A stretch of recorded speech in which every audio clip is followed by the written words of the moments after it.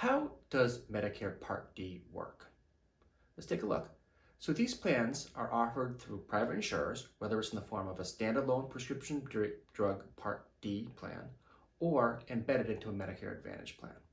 Now, even though they're offered by individual insurers, they do have to follow the same structure. Now, one of the things when we talk about the structure is a lot of people look for plans that do not have a donut hole. Let me talk about the donut hole a little bit. This is the coverage gap, and really only 1 in 9 people fit that, fall into the coverage gap each year. And it used to be, when these plans first started coming out, a much, much larger problem. There was actually a real hole in the plans where if you reached a certain level, you had no coverage and you had to pay for the whole prescription drugs by yourself.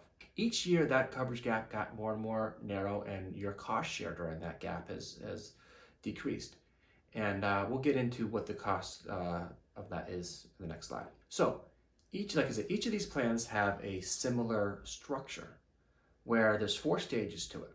First stage is your deductible period. Now, not all plans have deductibles. Some plans have deductibles on certain tier drugs, but all of them are going to have a deductible period, and whether the deductible is waived or not, that's specific to the plan. Once you reach your deductible, where you paid the whole cost of the drugs, you're now in your initial coverage stage. This is where you look up your formularies and the tiers, and you find out what your co-pays are for this next stage. Now, while you're in this stage, you're paying your co-pays. The whole time, your insurance company and Medicare is adding up not what you paid, but what the total cost of the drugs were. So you're in the stage until your total cost of the drugs reach $4,040. So you add what you paid plus what the insurance company paid to figure out how long you're in the stage. Once you're out of the stage, you are now in that donut hole, where, like I said, in the past, you had to pay the whole amount. It's been reduced over the past several years down to 25% is your share of the name brand and the generic drugs. And the other 75% is actually paid by the drug manufacturer. Important distinction is you get into the donut hole by what the total cost of drugs were. You get out of the donut hole by what your out-of-pocket costs were. Fortunately, they add what the drug manufacturer paid to the out-of-pocket costs. So in order to get in, it's $4,400 of your total drug costs. To get out, it's $6,350 of the out-of-pocket costs. And once you're out of this stage, you are now entered the catastrophic phase, where you pay little to nothing for your prescription drugs. It's capped at 5% of the cost of the drug.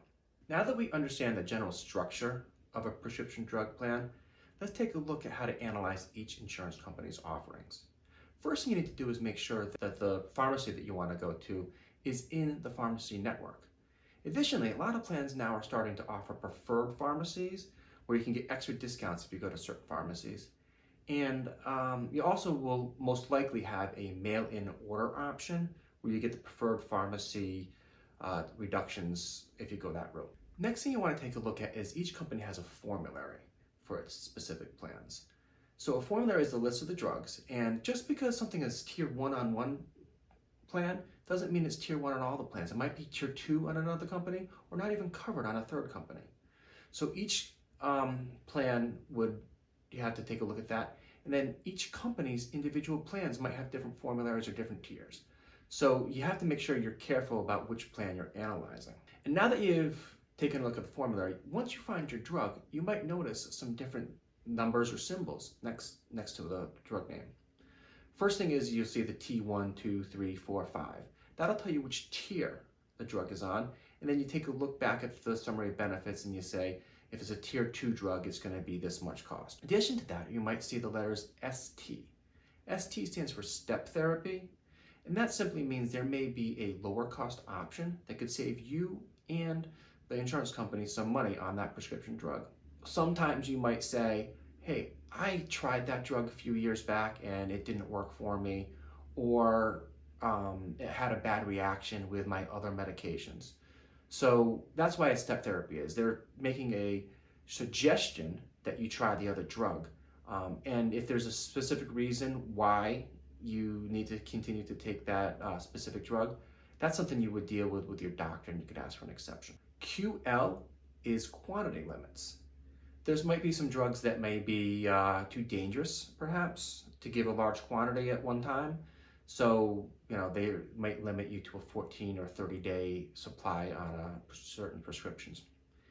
The next set of letters you might notice are PA. That means you need prior authorization to continue to take that drug. There may be new prescriptions out there that have been proven to be more effective or specifically to treat your ailment. And the insurance company might want a more detailed explanation. So it's a more stringent form of step therapy. And again, you can ask your doctor to help you with this exception process.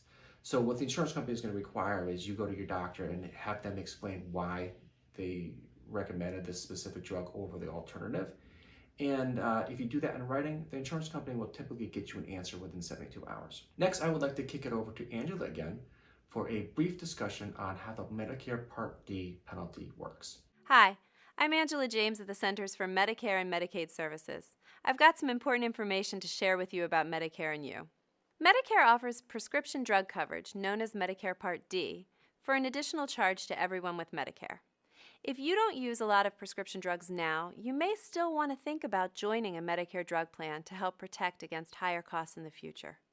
And if you don't join a Medicare drug plan when you're first eligible for Medicare, and you don't have creditable prescription drug coverage, you may have to pay a late enrollment penalty if you join later.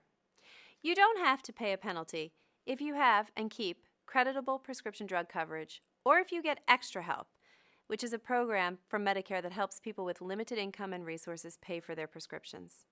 Now, you're probably wondering what we mean by creditable prescription drug coverage. Simply put, creditable prescription drug coverage is drug coverage that's expected to pay on average at least as much as Medicare's standard prescription drug coverage. Examples of creditable prescription drug coverage are drug coverage from a current or former employer or union, or TRICARE, the Indian Health Service, or the Department of Veterans Affairs. Now, if you have creditable prescription drug coverage when you first become eligible for Medicare, generally you can keep it without paying the late enrollment penalty if you sign up for Part D later. The late enrollment penalty is added to your monthly Medicare Part D premium, and the amount depends on how long you went without creditable prescription drug coverage. Here's how it's calculated. We multiply 1% of something called the National Base Beneficiary Premium times the number of full uncovered months that you were eligible but didn't join a Medicare prescription drug plan and that you didn't have creditable prescription drug coverage. That final amount then is rounded to the nearest 10 cents and it's added to your monthly premium. You don't want to pay the penalty? There are 3 ways to avoid it. 1, join a Medicare prescription drug plan when you're first eligible. 2, make sure you don't go 63 days or more in a row without a Medicare drug plan or other creditable coverage. And 3, tell your plan about any drug coverage you had if they ask you about it.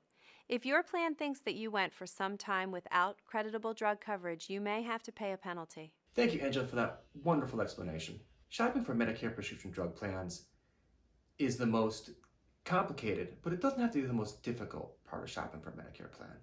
There's an amazing tool available to us on Medicare.gov's website. You plug in your zip code, your preferred pharmacies, your prescription drugs specific to the dosage and quantity, what type of plan you're shopping for, and they're going to help us do all that research. First time through this might take you an hour or 2. Our team's done this hundreds of times, so I would invite you to visit my website.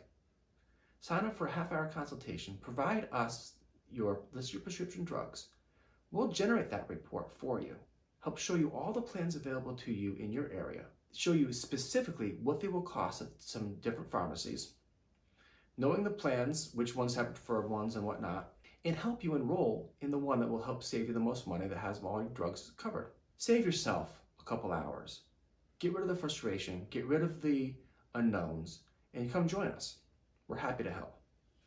I'd like to thank you so much for the valuable time you spent with us today. Hopefully by the end of this presentation, you feel educated, informed to make a decision you feel comfortable about.